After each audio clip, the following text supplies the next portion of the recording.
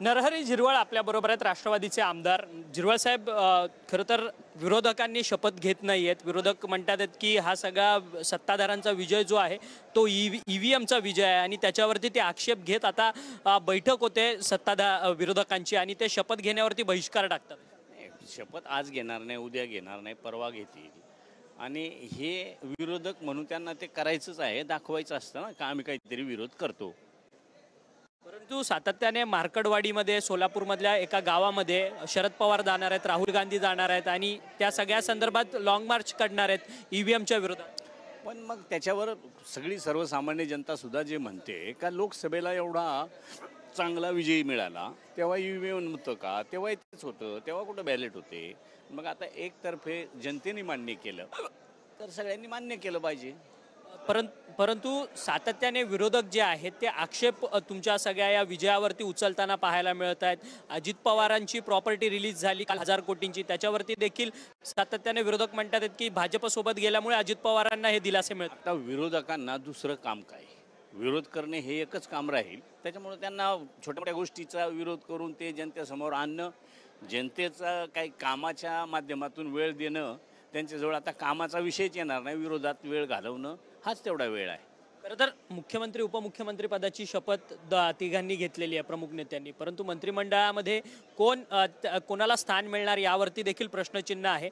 तुम्ही देखील सातत्याने मंत्रिपदासाठी इच्छुक आहात, काय तुमची मागणी आहे नक्की? माझी मागणी असणं जसं साहजिक आहे ते इतर जे मागणी करतात ते त्या कपॅसिटीचे आहेत, म्हणून मागणी करणं हा सगळ्यांचा एक न्यायी मागणी आहे.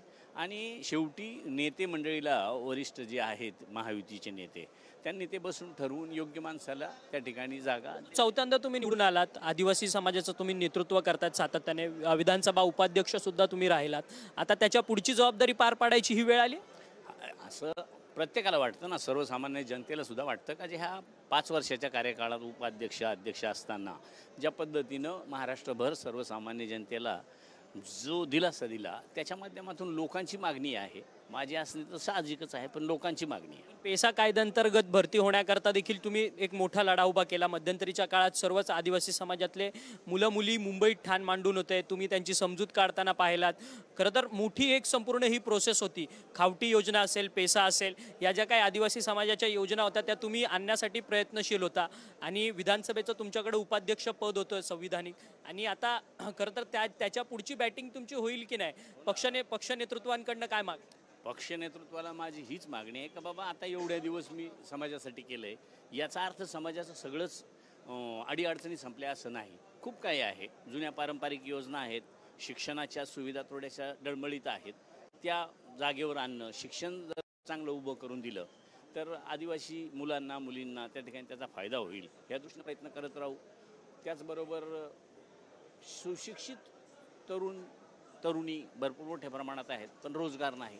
आणि मग आदिवासीचं जर समजा काही दर्जा वाढवायचा असेल तर उद्योगाच्या माध्यमातून सुद्धा त्यांना ते निर्मिती करून दिली पाहिजे. धन्यवाद. तुम्ही आमच्याशी बातचीत केली होती. नरहरी झिरवळ ज्यांनी आपल्याशी बातचीत केली आहे. नरहरी झिरवळ म्हणतात की विधानसभा उपाध्यक्ष पदाची जबाबदारी पार पाडली आहे, त्यामुळे पुन्हा एकदा संपूर्ण समाजाची आणि संपूर्ण राज्याची संपूर्ण काम करण्याकरता मला मंत्रिपदाच्या संदर्भात देखील पक्षश्रेष्ठींनी मदत करावी असं मत जे आहे ते नरहरी झिरवळ यांनी आपल्याशी बोलताना केलं. व्हिडिओ जर्नलिस्ट रोहनसह अक्षय मंकणे, TV9 मराठी, मुंबई.